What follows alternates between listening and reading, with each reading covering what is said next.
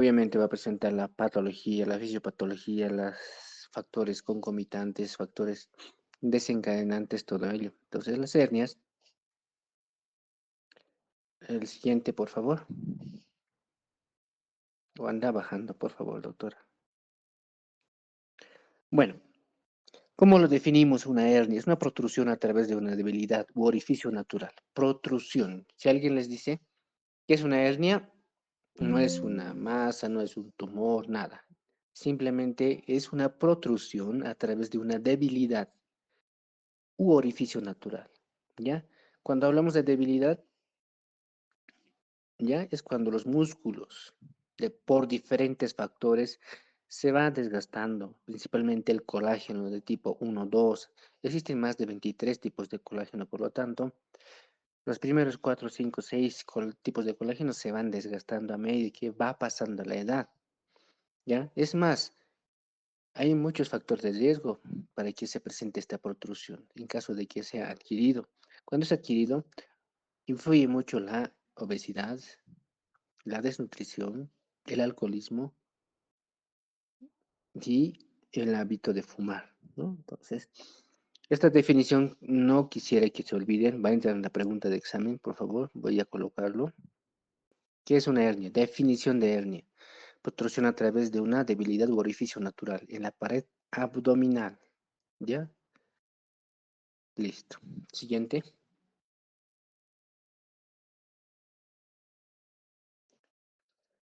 Estos son los componentes de la hernia. Presenta un anillo que generalmente es más pequeño que el continente y el contenido, ¿no? El anillo. ¿Ya? Es el lugar de la debilidad, orificio anatómico por donde se produce la protrusión, ¿verdad? Presenta un saco herniario y un contenido. El saco herniario es el continente. Generalmente está formado por peritoneo. A veces ya no existe el peritoneo, por lo tanto puede cubrirlo la piel, inclusive, ¿no? Pero en la mayoría de los casos está formado por el peritoneo. ¿Cuál es el contenido? ¿Ya? Habitualmente las vísceras más próximas y con mayor movilidad. Tenemos el epiplón, por lo tanto se llama epiplocele, puede ser intestino, se denomina enterocele o el apéndice, ¿no? Entonces, puede ingresar aquí varias estructuras a la hernia, ¿no? De esa manera formar el contenido de una hernia. Siguiente.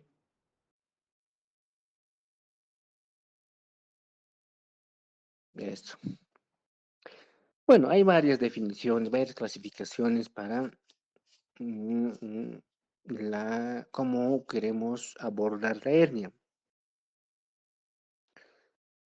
Entonces, pueden ser las hernias reductibles o irreductibles. ¿Qué quiere decir reductible? Que a través de una maniobra, en este caso con los dedos, introducimos, ¿no? Y se queda ahí. Eso es reductible. Irreductible es cuando, a pesar de que lo hayamos introducido, vuelve a salir, ¿no? Cuando hablamos de atascada, ¿ya? Hay dos definiciones aquí abajo que es importantísimo. Hablamos de atascada o estrangulada, ¿no? Cuando es atascada o encarcerada, simplemente el contenido ya nos retorna a la cavidad abdominal, ya nos retorna. Pero no hay compromiso vascular ni compromiso del tejido que lo tiene como contenido, ¿no? Mientras que la estrangulada, ya, es como si estuvieran pellizcándoles. Alguna vez em, han escuchado noticias, ¿no? O tal vez ustedes mismos se han hecho estrangular en el auto o en cualquier lugar por los malvivientes, ¿no? Entonces, en el cuello, ¿verdad?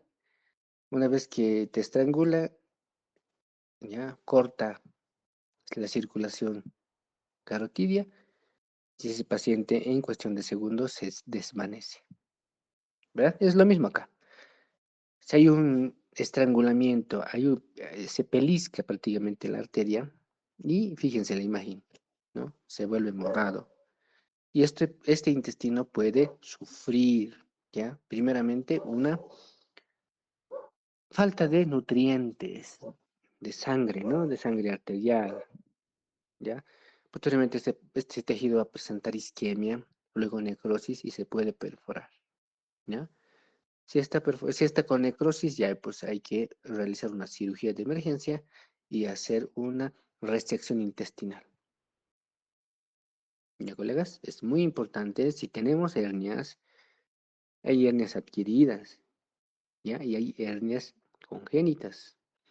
Entonces, un esfuerzo físico brusco que hagamos nosotros se puede complicar con una hernia estrangulante. Así que tengamos mucho cuidado. Siguiente, por favor.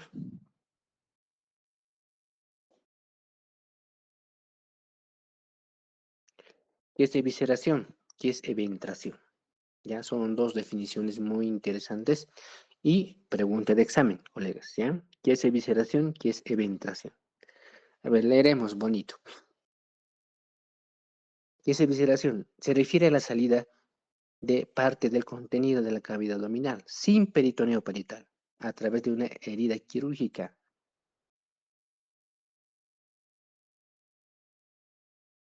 ¿no? Entonces, sin contenido o sea, no hay continente en realidad, no hay peritoneo parietal. Sale a través de la herida, ¿ya? Evisceración. Ustedes ven al paciente y su epíplon afuera o su intestino afuera. Eso es una evisceración, ¿ya? Se da entre los primeros 30 días del posoperatorio. La mayoría aparecen del séptimo al noveno día, ¿ya? ¿Qué es eventración? Es la protrusión de parte del contenido de la cavidad abdominal a través de un defecto aponeurótico en una herida quirúrgica permaneciendo intacto el peritoneo parietal. Hay una protrusión, ¿ya? Como una hernia, ¿ya? Como una hernia. Pero esto es quirúrgico, es adquirido, ¿ya? Ocurre cuando la cicatrización de una incisión quirúrgica resulta deficiente, ¿ya?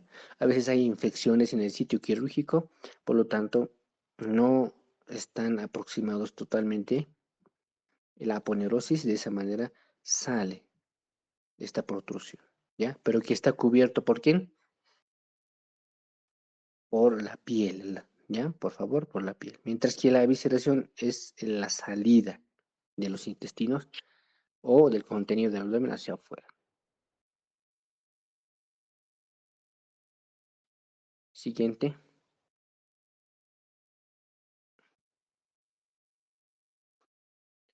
Esta parte es muy importante que sepan, colegas, factores predisponentes y desencadenantes, ¿ya? Aquí tenemos, uno es anomalías congénitas, en caso de una hernia umbilical, cuando el anillo umbilical no se cierra, por lo tanto, de esa manera va a presentar una protrusión, ¿no? Otras anomalías congénitas son la persistencia del conducto peritoneo vaginal y nos va a provocar o nos va a condicionar una enfermedad llamada la hernia inguinal indirecta. Traumatismos, ¿ya? Por arma blanca, arma de fuego, etcétera, etcétera, ¿no? Traumatismos. Obesidad y enfermedad pulmonar obstructiva crónica, ¿ya? O enfermedad broncopulmonar actualmente denominado, ¿no? La obesidad, ¿por qué? ¿Ya? Porque pacientes obesos tienen menor cantidad de tejido muscular y el peritoneo parietal y juntamente la aponeurosis se debilitan, ¿ya? En la obesidad, ¿ya? Ahora, en el otro extremo también, la desnutrición. En la desnutrición, la pared abdominal se encuentra también debilitada. ¿Por qué? Porque ya no hay músculos y el colágeno de tipo 2 principalmente va disminuyendo. Entonces, ambos extremos, por favor, tanto la obesidad como la desnutrición provocan hernias.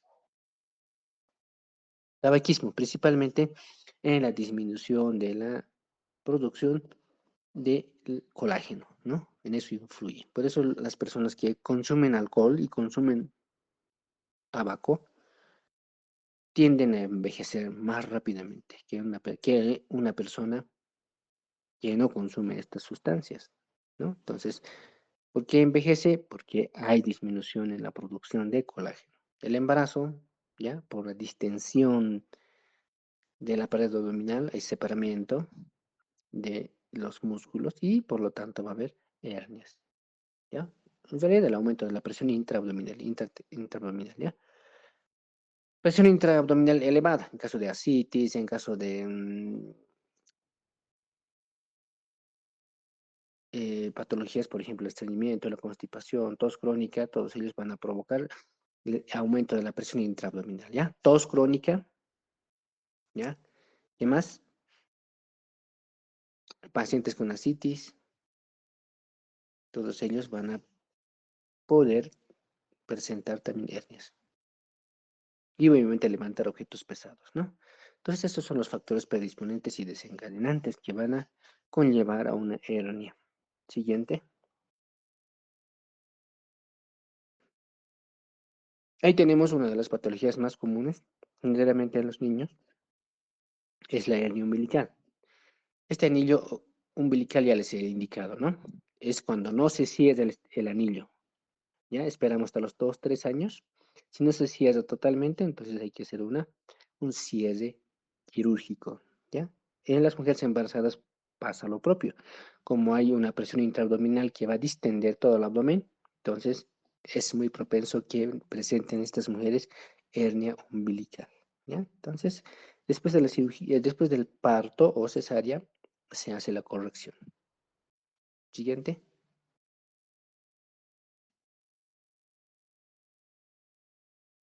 Ahí tenemos, ¿no? Hernias umbilicales pueden ser congénitas y adquiridas. Entonces, las congénitas se pueden clasificar en tres grupos diferentes. El ónfalocele, que es un defecto infundibular de la porción central del abdomen y cuyo través protruyen las vísceras en la base del cordón umbilical, ¿no? Ese es el ónfalocele, directamente en el cordón umbilical, ¿no? Siguiente.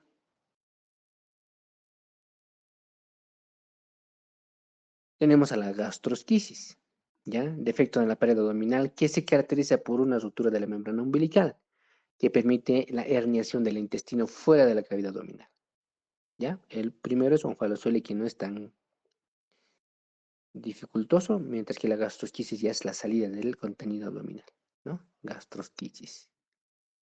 Siguiente.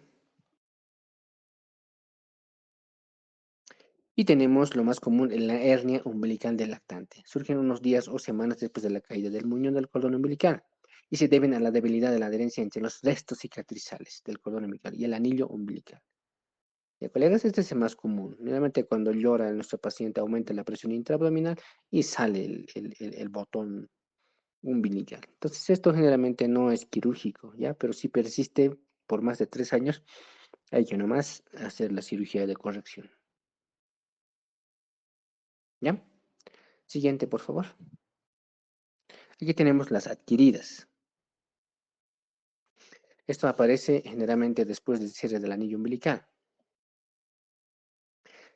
Las adquiridas, la hernia ocurre casi siempre en el borde superior del ombligo. Generalmente va a ser supraumbilicales, ¿ya? Y debilitamiento del tejido cicatrizal, que normalmente cierra el anillo umbilical, ¿no? Entonces, generalmente, un dato es importantísimo, las hernias adquiridas van a ser supraumbilicales en la mayoría de los casos, ¿ya? ¿Cuál es el defecto? Debilitamiento en el cierre de la cicatriz del anillo umbilical. Siguiente. ¿Cuál es el diagnóstico? Obviamente, ni siquiera necesitas hacer una ecografía, ¿no? Un examen físico bien realizado, podemos ya tener un diagnóstico ya certero, ¿no? Pero en casos dudosos se debe tomar la ecografía o la tomografía. Siempre va a ser el gol estándar la tomografía en aquellos casos que la hernia sea grande, ¿no? Y en caso de hernias incisionales es recomendable mejor la tomografía. Siguiente.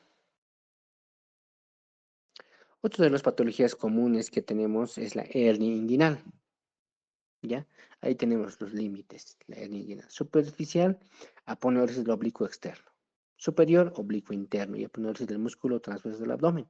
Inferior, ligamento inguinal y lacunar, ¿ya? O ligamentos de Poupart, se llaman, ¿no? Posterior, fascia transversalis, más aponeursis del transverso del abdomen, ¿no? Entonces tenemos una pared superior, pared inferior, pared lateral, pared posterior y piso, ¿no ven? Siguiente, por favor. Se divide la región inguinal en dos en función del ligamento inguinal. Por debajo del ligamento inguinal generalmente se presentan las hernias crurales o femorales. Por encima del ligamento inguinal se presentan las hernias inguinales directas o indirectas. Siguiente.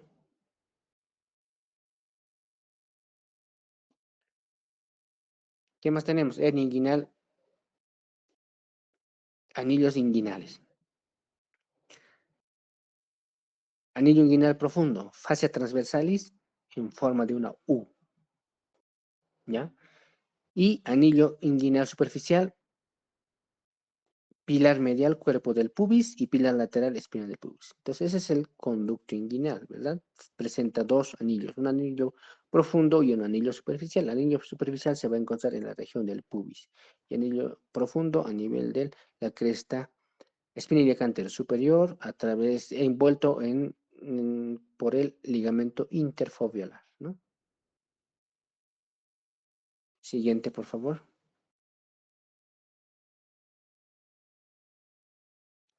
Ahí tenemos la hernia inguinal, se clasifican como directas e indirectas, ¿no? Entonces ahí podemos ver en la imagen, ya, en la parte derecha de su imagen, tenemos la arteria epigástrica inferior, ya, o superficial. Eh, el de color verde, ya, corresponde aquí al triángulo y en la parte superior medial al cuadrilátero, ¿ya? Donde dice lateral al cuadrilátero corresponde ya lo que son las hernias directas, mientras que donde pertenece a la región verde, las hernias indirectas, ¿no? De acuerdo a la posición anatómica de la arteria epigástrica superficial. Siguiente. Siguiente, por favor.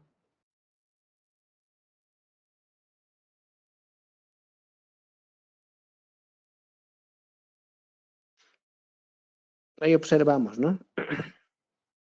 La hernia indirecta. Sale de la cavidad abdominal por el anillo inguinal profundo, ya donde se encuentra el ligamento interfoveolar.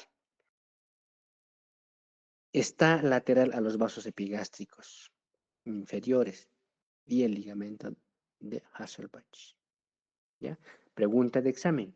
¿Quién lo divide en hernia inguinal directa e indirecta? Son los vasos epigástricos inferiores. Vasos epigástricos inferiores, por favor, pregunta de examen, ¿ya? Por ejemplo, aquí vemos una inguino escrotal, hasta el escroto llega la hernia, ¿no? Entonces, inguino escrotal, que generalmente está producido por la persistencia del conducto peritoneo vaginal, ¿ya? Siguiente. Esta es una clasificación de Nyhus, ¿ya?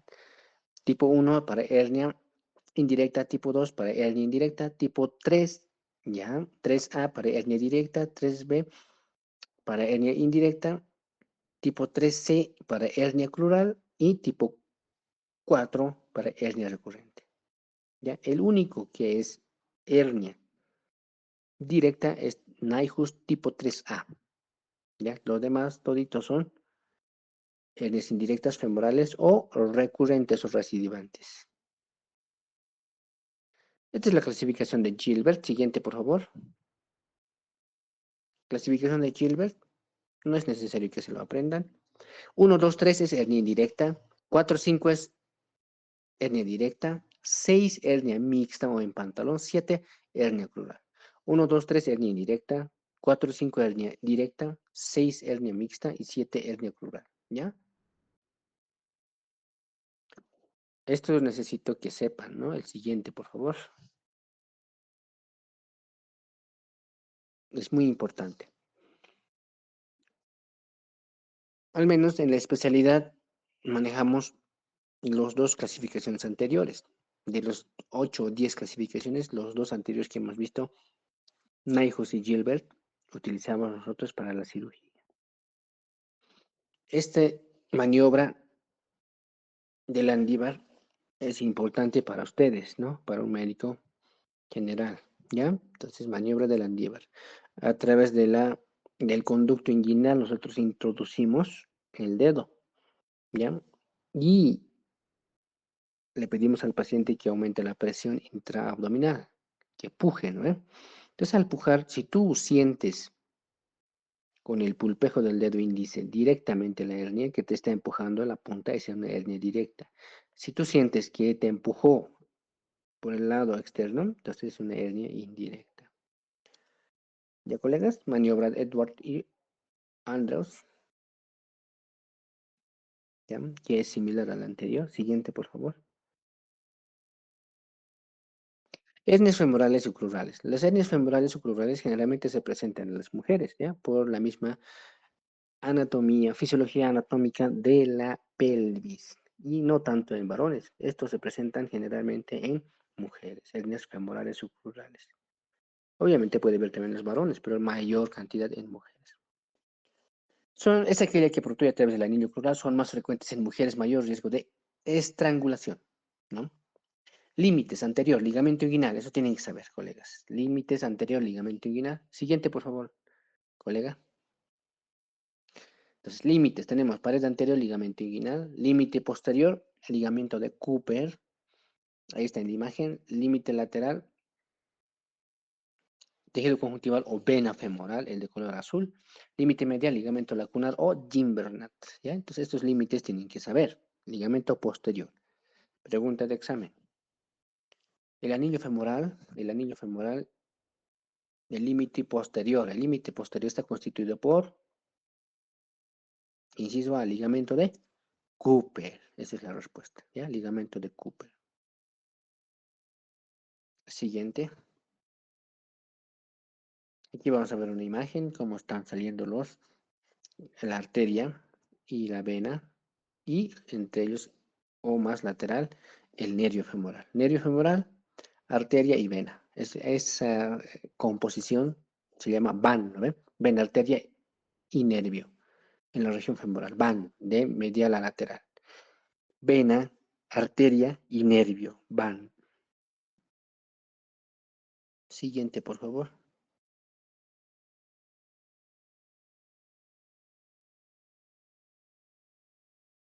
Vámonos a la siguiente. Esto ya es para especialidad.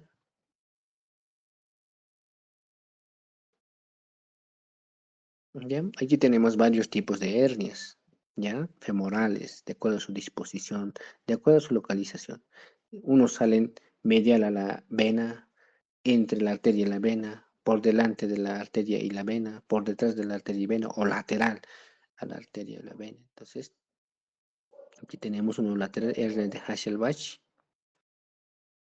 ya tenemos hernia prevascular, hernias retrovasculares, en sí en la hernia femoral, ¿ya?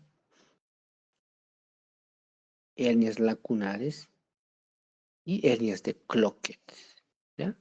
Entonces son variaciones de las hernias de acuerdo a la disposición de dónde van a salir, ¿no? Siguiente. Manifestaciones clínicas, ¿ya? ¿Qué es lo que vamos a presentar? Una protrusión, ¿verdad? En la región herniaria, que aumenta con la tos, esfuerzo, bipedestación, disminuye en decúbito y reposo. ¿Qué va a presentar estas hernias a medida que va pasando el tiempo? El transcurso, la fisiología natural de las hernias es que se vayan abriendo cada vez más. No se reducen estas hernias, ¿ya? Al contrario, cada día que pasa se va a ir abriendo más. ¿ya? De acuerdo al compromiso del contenido de la hernia, va a presentar dolor, tanto en el tránsito intestinal, todo ello. Siguiente. Entonces, el diagnóstico es clínico, un examen clínico y una historia clínica. Diagnóstico de imagen, ecografía y tomografía. Maniobras que pueden realizar, la más común, la más fácil es maniobra de Valsalva. ¿Ya? Siguiente, por favor.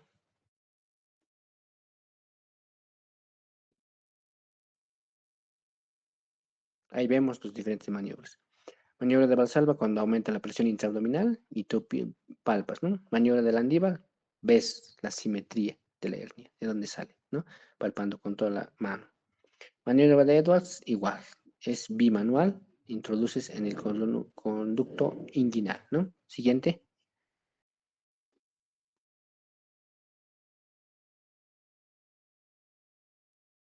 Entonces, aquí, ¿qué es lo que dice? Recomendarte esperar y controlar. Algunas veces usar un sí a la hernia es pequeña y no te causa molestias.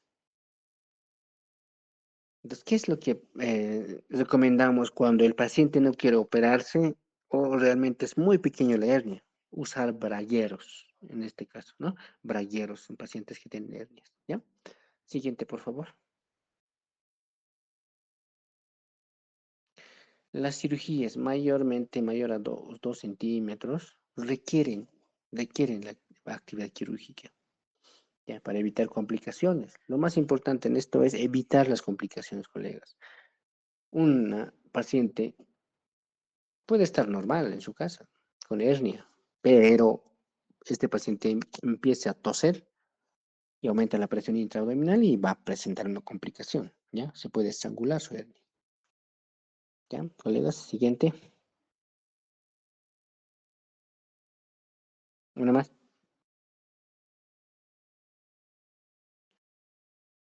Bueno, chicos, ese es el primer tema. El otro es más, no es tan extenso. ¿Alguien tiene alguna pregunta?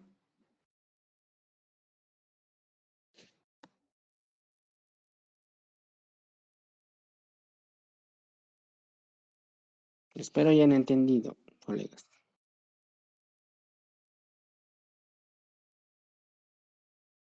Siguiente, por favor.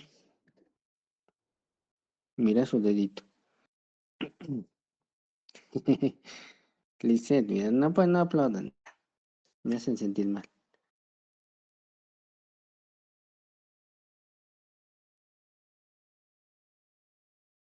Vámonos con este tema. Eso es. El siguiente tema, colegas, es colitiasis, ¿ya? Entonces vamos a definir. Siguiente, por favor. Siguiente. Bueno, entonces, como ustedes ya saben, en la parte derecha de la imagen podemos ver el hígado. Ahí está su ligamento falciforme, ya por donde va a partir el ligamento retorno hacia el ombligo. Ahí está el conducto hepático común derecho, perdón, hepático derecho, hepático izquierdo. Luego viene el hepático común.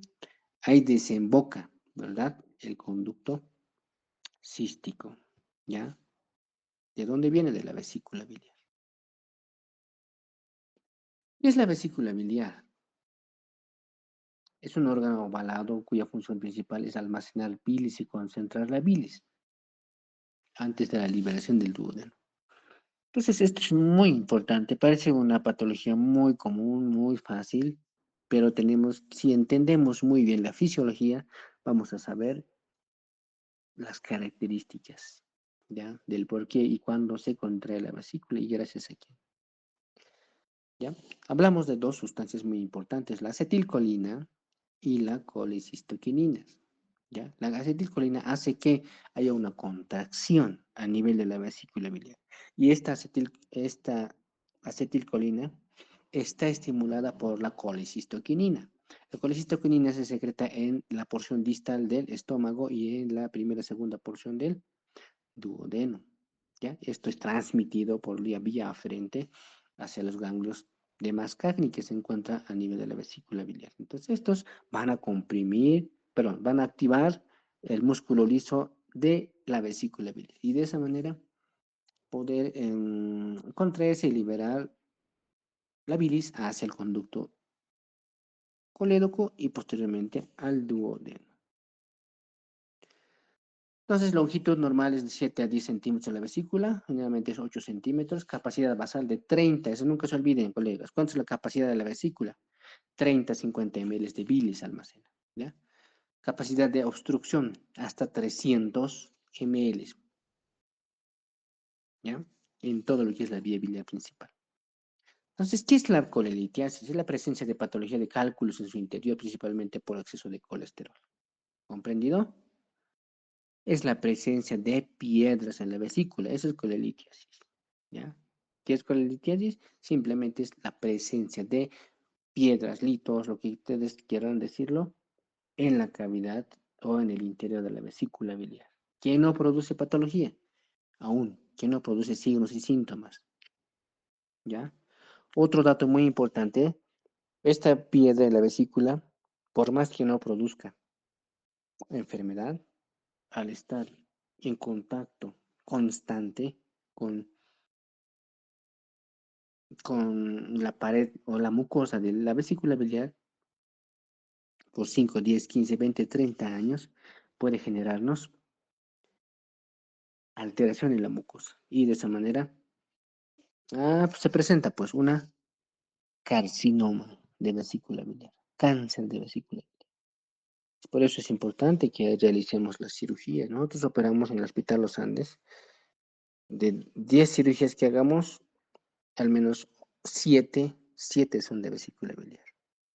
¿Ya? ¿Por qué? Porque han cambiado los hábitos, han cambiado muchas cosas, ¿no? Antes se decía que a partir de los 40 años, y si eres mujer, recién tenías patología biliar. Pero ahora no, ya han cambiado totalmente los hábitos, el sedentarismo, el consumo de hidratos de carbón, aumento del consumo de mucho colesterol, pues genera patología biliar, litos en la vesícula. ¿Ya? Antes tenías que ser mujer, tener 40 años o por encima de 40 años, tienes que ser gordita, ¿ya? Y en edad fértil, ¿no? O más o menos. A ellos les daba la litiasis, ahora ya no, ¿no? Hemos tenido que operar niños de 8 años, 9 añitos, ya con cálculos biliares, ¿no? Siguiente, por favor. Aquí vemos la epidemiología. Entonces, dentro de la epidemiología nos indica que en los países occidentales, ya Estados Unidos y Europa, el 10 al 30% es a nivel mundial. Ya, mucho dependiendo de la edad, raza y dietas, ¿no? En América Latina es el 5 al 15%. Más en Chile, más en Chile, ¿no? Un desglose demográfico en Chile, por ejemplo, 17% mayores de 20 años son varones y 30%, fíjense, son mayores de 20 años, pero en mujeres, ¿no? En mujeres mayores de 70 años es hasta un 70%, 78, 80%.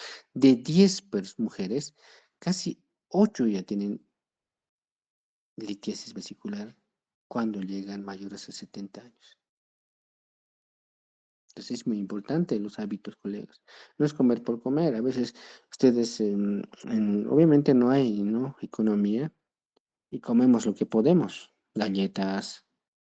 El más dañino es consumir cosas que contengan bastante azúcar, bastante harina y azúcar.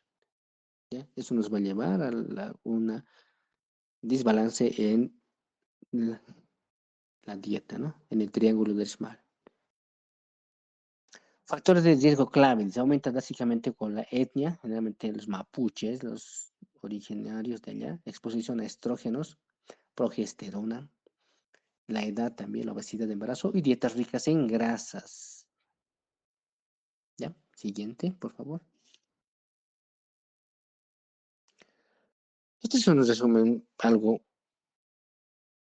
muy básico, cómo está compuesta la bilis. ¿Cuánto se secreta en el día? ¿Ya? No todos secretamos la misma cantidad de bilis. Entonces, esto tenemos que saber de acuerdo a kilogramo peso. ¿Ya? Se secreta aproximadamente 14. No se olviden, colegas, a mis alumnos igual les voy a preguntar. Estarán mis alumnos, ¿no ven? Es 14 ml por kilogramo peso. 14 ml por kilogramo peso se secreta de bilis al día. ¿Se imaginan? Al día. Eso más o menos es, si pesas 70 kilogramos, unos 800 ml a 900 ml en el día. Fíjense cuánto de bilis se secreta, ¿no?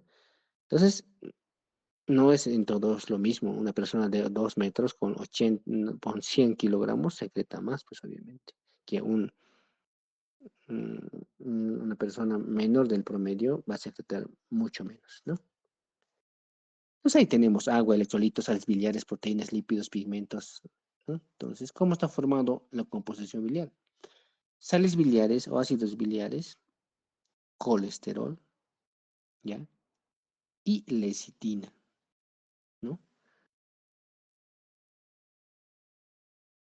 Entonces, aquí la absorción a las 5 horas de colesterol es del 23% y 9% neto de sales biliares, ¿no? A las 5 horas, ¿ya? Entonces, ¿por qué se forman las piedras? Hay un desbalance en el triángulo de Small. Hay un desbalance en el triángulo de Small. Tenemos poca cantidad de sales biliares, poca cantidad de lecitina y mayor cantidad de colesterol. Entonces, si tenemos mayor cantidad de colesterol y las dos componentes menor, entonces se forman los cálculos biliares, ¿ya? Y ahí se aumenta también la concentración de calcio. Siguiente, por favor. Regulación hormonal, contracción versus relajación, ¿no? Acelerador, colecistoquinina. Colecistoquinina, alimentos colecistoquinóticos, los que van a desencadenar. Gatillo, aumento quimograsas en el duodeno. ¿Aumento de qué quimograsas? De comida grasosa, comida rica en hidratos de carbono. Contracción activa de la musculatura lisa de la pared vesicular. ¿Ya? Gracias a quién se contrae la musculatura de la pared vesicular. Gracias a la acetilcolina. Gracias a las sustancias, perdón, gracias a la liberación parasimpática del nervio vago. El nervio vago es el que inerva a la vesícula biliar. El nervio vago es parasimpático. ¿Cuál es el neurotransmisor del parasimpático? Es la acetilcolina, ¿no? Esto estimulado, como les dije hace rato, por la colecistoquinina. El freno relajación, hormonas péptido intestinal vasoactivo y la somatostatina. Entonces, el BIP, que es secretado por el estómago, y la somatostatina. ¿Ya? Somatostatina. A ver, ¿alguien me puede decir dónde se secreta? CELI. ¿Dónde se secreta la somatostatina? Seili Paola.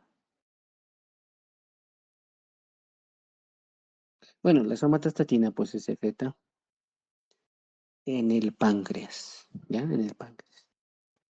Acción, relajación muscular, inhibición de la contracción. Entonces,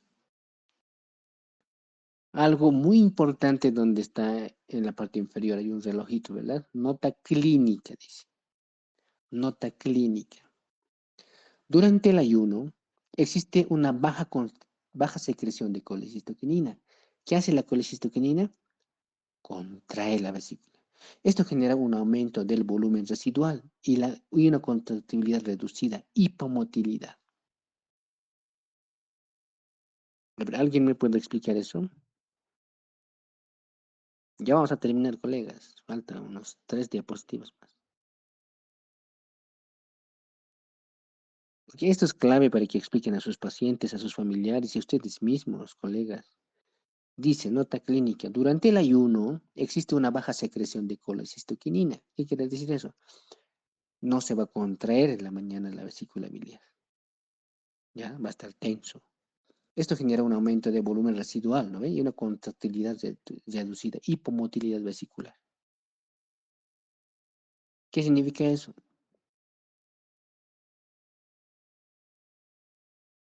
Que no debemos ayunar, colegas, no debemos ayunar.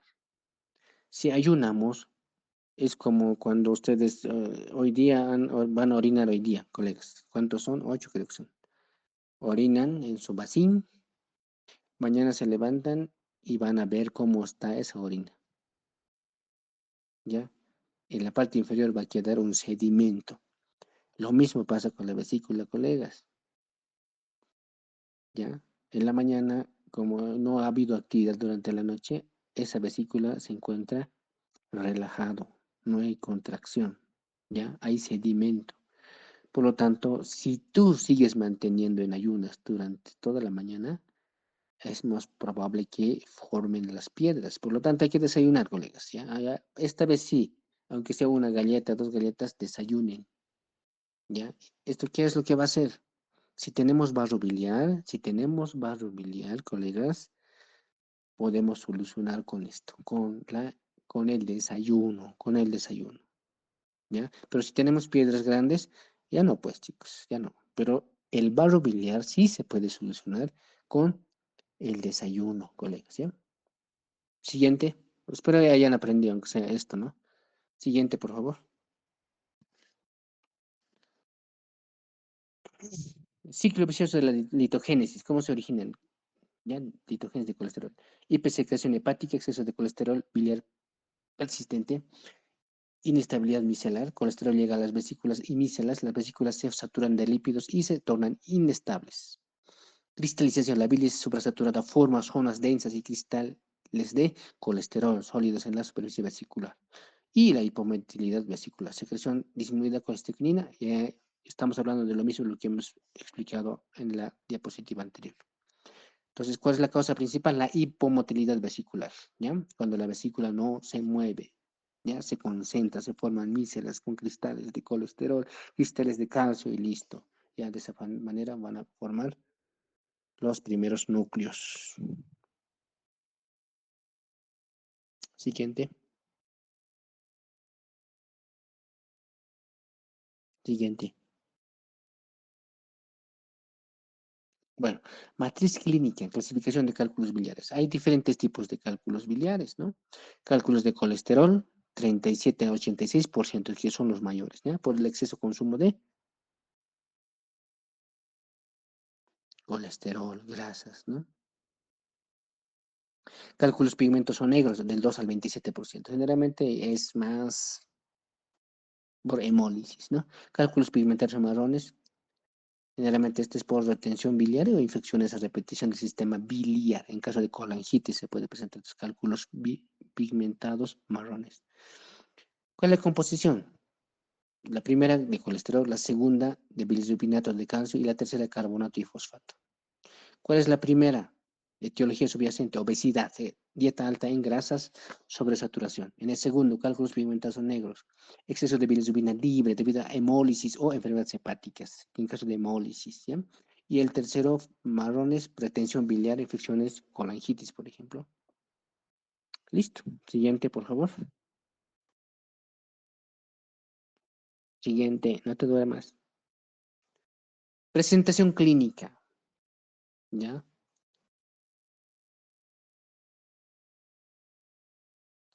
Cuando nosotros consumimos grasitas, si tenemos piedras en la vesícula, esto nos puede provocar cólico biliar. Cólico biliar, ¿ya? Pero la mayoría de las patologías, o la mayoría de los pacientes que tienen piedras, casi están normal. Pero cuando hay una complicación, nos puede presentar cólico biliar. ¿Cuánto es la duración? 1 a 5 horas. ¿Cuál es el gatillo? ¿Qué es lo que desencadena consumo previo de comidas grasosas? ¿Ya? Síntomas asociados a náuseas, puede tener vómitos, malestar general, astenia, dinamia, todos ellos, ¿ya? Dolor en cuadrante superior derecho. Dolor en cuadrante superior derecho en el punto cístico, Murphy positivo, Murphy positivo. Y dolor en la escápula derecha, colegas, en la escápula derecha. En el ángulo inferior de la escápula derecha, ahí duele, atrás, ¿ya? Si irradia el dolor. Siguiente.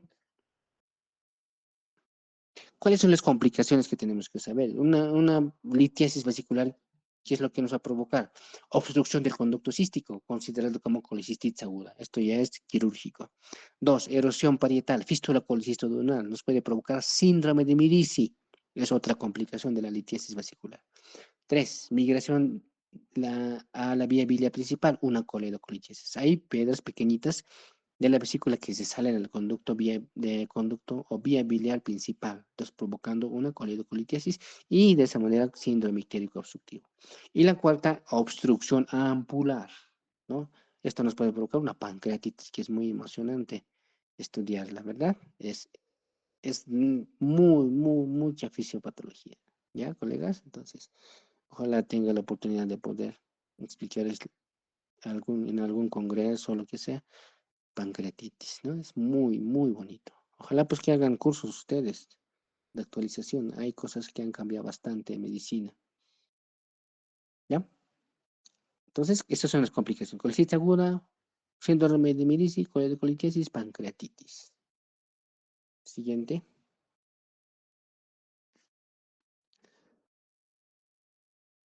Tratamiento.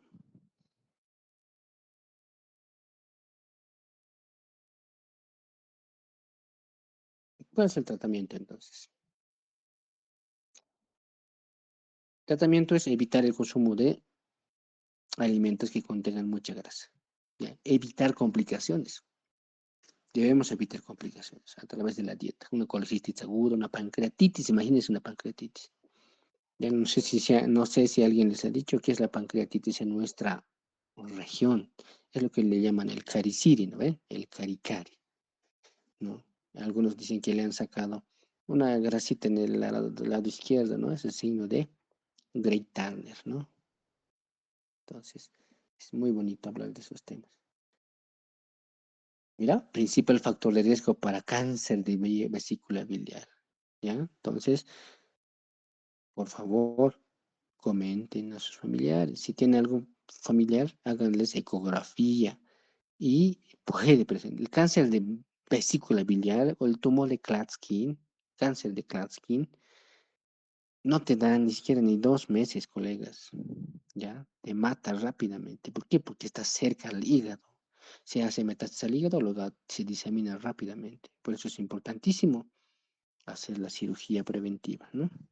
Siguiente, doctora. Bueno, la colecitomía laparoscópica es el gol estándar actualmente, ¿no? Antes era la cirugía abierta, ¿no? Hacia lo abierto. Ahora ya es la colecitomía laparoscópica, pero siempre se puede convertir cuando tenemos riesgo de lesión de vía biliar o lesiones órganos adyacentes a las vías biliares. Unos accesos de neoperitoneo o insuflamos, ¿verdad? Luego identificamos la disección, el triángulo de Calot, seccionamos el conducto cístico, luego lo clipamos a la arteria cística y luego igualmente seccionamos, luego a través de una bolsita lo sacamos o extraemos por el ombligo y listo, ¿no? Cierre. Esa es la cirugía laparoscópica, ¿no? Cuando es colelitiasis, la cirugía dura unos 30 minutos, simplemente, ¿ya? Pero cuando ya es aguda, puede durar 1, 2, 3, 4, 5, 6 horas. Siguiente. Esa es la anatomía y quirúrgica del triángulo de Calot, límites, ¿no? ¿Cuáles son los límites? Límite lateral, arteria cística. ¿Cuál es el límite medial? Vía biliar principal, ¿ya? Es el caso hepático común. ¿Cuál es el límite inferior? Conducto cístico, ¿ya? ¿Y cuál es el contenido? El contenido es la arteria cística, ¿no? Siguiente, por favor.